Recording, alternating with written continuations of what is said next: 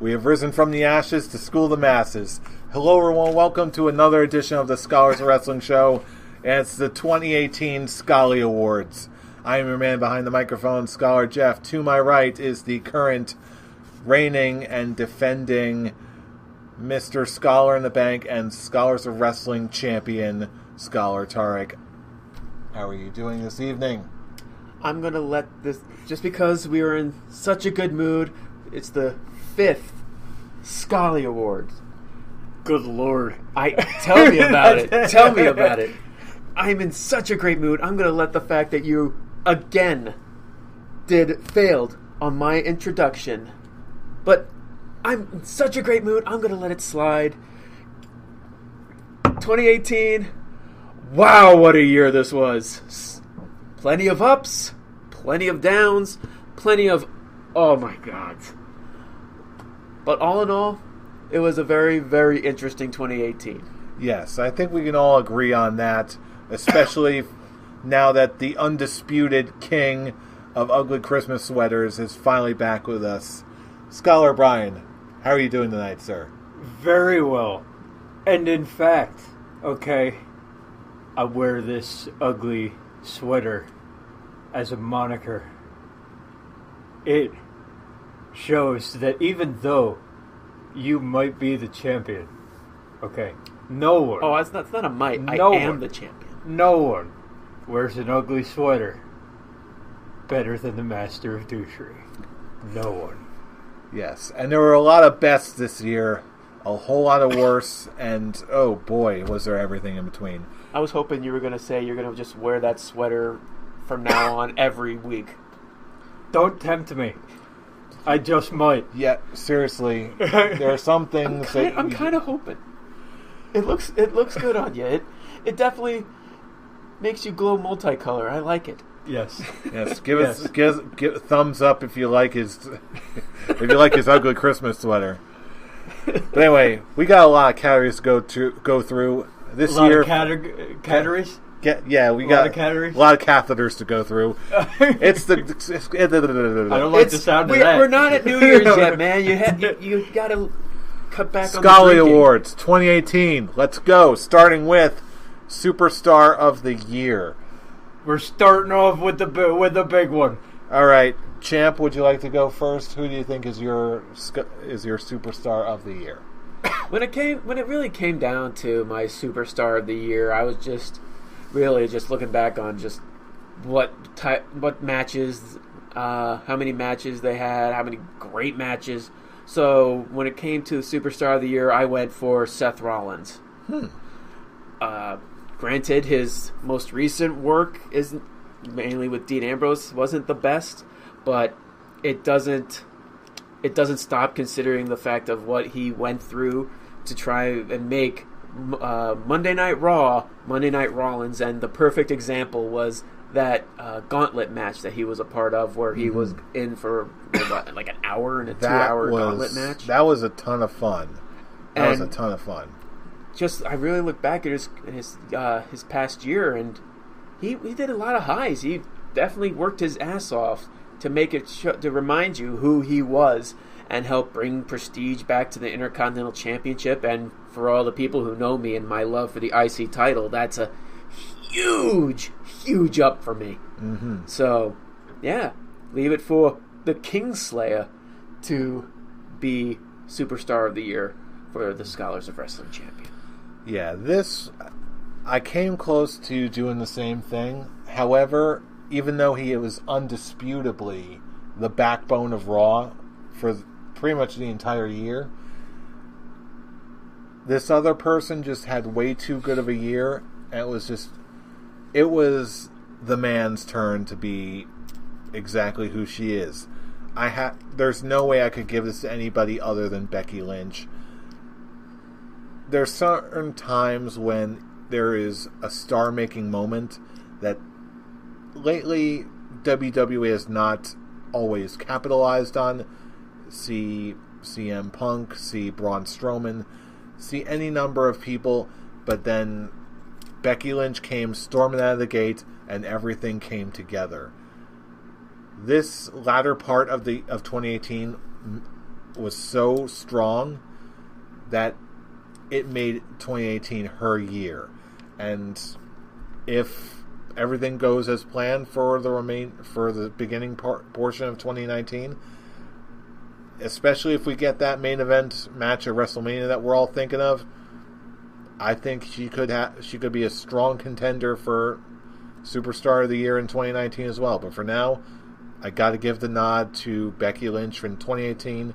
You are the man. She was my number 2, but it's like you said, it was more of the latter half of the year that, like, I'm trying to look back on what she did in the first half, and I couldn't really think of anything until really this, like, July is when they started building for SummerSlam, and then when she just emphasized how much she's been clawing her way to get back. So Becky does have an award, but that's later on for me. How about you? I hear you about Seth Rollins. I really do. Okay, but it's one thing to be the backbone of Raw. Okay, it's another to just take over the entire company. And that, whether it happened in the back half of the year or not, okay, the way that, yes, I agree with you, Jeff. I'm also going with Becky Lynch. But the way that she didn't just take over, okay, Seth Rollins also calls himself the man, okay, but people will refuse to call him that because Becky Lynch calls herself that. She took over the WWE in such a big way that it didn't matter who was in that spot for Dean Ambrose versus Seth Rollins at TLC. It didn't matter who. It didn't, because all the people wanted to see was Becky Lynch. Okay, so I definitely, Seth Rollins was in consideration. I also had AJ Styles in there for being able to hold on to the title for most of the year, but his feuds with earlier in the year and the stuff that I didn't like took him out of contention, but he was my number 3. But when I look back... Wait, who was number 3? AJ Styles. AJ, okay. But when I look back and think about this year, it won't be the year of AJ Styles. It won't be the year of Seth Rollins. It'll be the year that the man took over Raw and SmackDown, and she ain't even on Raw. Man, I just felt like that whole thing was just like, it's like, oh yeah, your opinion was wrong, Tark. Your suggestion was stupid. It's like, because you didn't choose Becky Lynch, you're an asshole for it. That's how I felt from both of you guys. Like, not my intention. Oh my god, guys, I'm not trying to offend. It's just, sorry. No. It's like, I'm not taking anything away from Becky, because everything both of you said was absolutely correct. Yeah. But I just had to pick Seth because I get it. Maybe just be a bias because of what he did with the Intercontinental Championship. It's still valid, but I still back.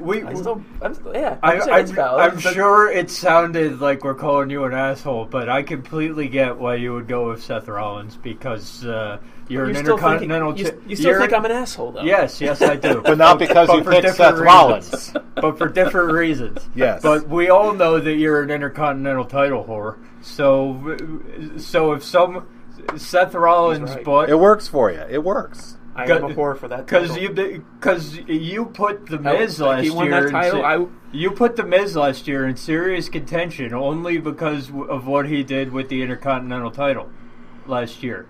So I completely expected that Seth Rollins was going to be your pick. Hell, if Becky Lynch wins the Intercontinental Championship in 2019, I would be. She's automatically a winner. She's a winner in every category for me. She's the one woman that I can see them at this moment going for men's titles. I could see Charlotte doing it too, but the way that Becky Lynch goes in on the men on Twitter as well as the women, I could see all kind.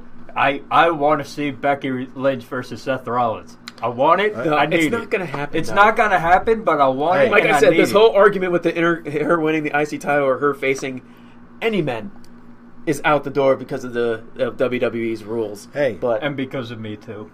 So well, then again, who know? A lot can happen in a year, so we'll see. We'll see. In the meantime, we also have our next category, which is underused superstar of the year. You go first, fool. Okay, and I just gotta go with my boy, King of Strong Styles, Shinsuke Nakamura.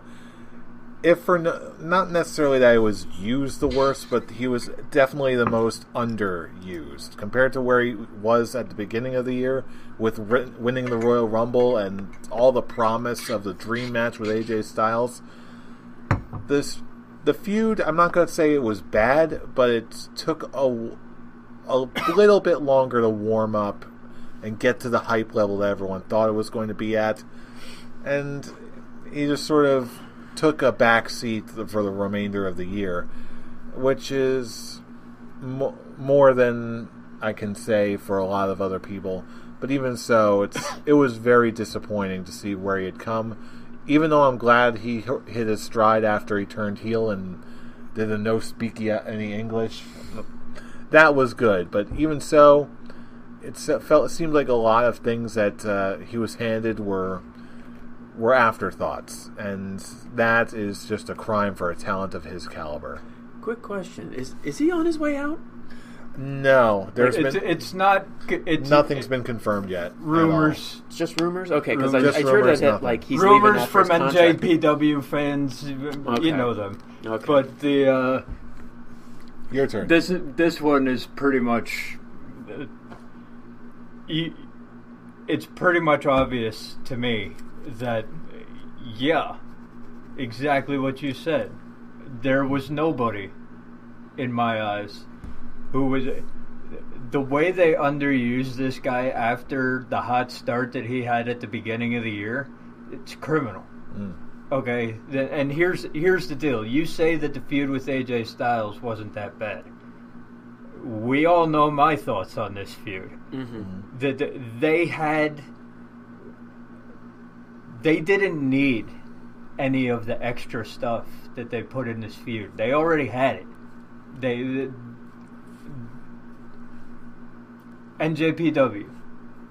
They had a match. This is a dream match that they had, dream feud, and they fucked it up. They really did. You can try to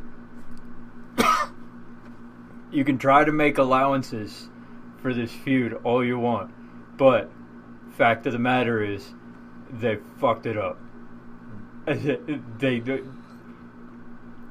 Because it was one-sided. It was very heavily one-sided to AJ Styles. Okay, and after that, I completely understand why Shinsuke Nakamura's stock fell. Okay, because the WWE made it fall. They had greatness in a bottle after the Royal Rumble. All they had to do, the lead up to WrestleMania was great. Okay? And yeah, Shinsuke Nakamura turned heel and all that was good. But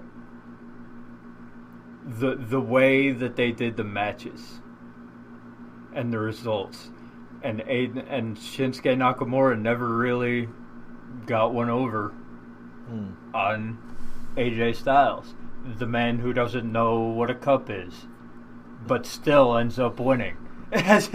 So it's and then he wins the United States title and completely disappears off the face of the planet.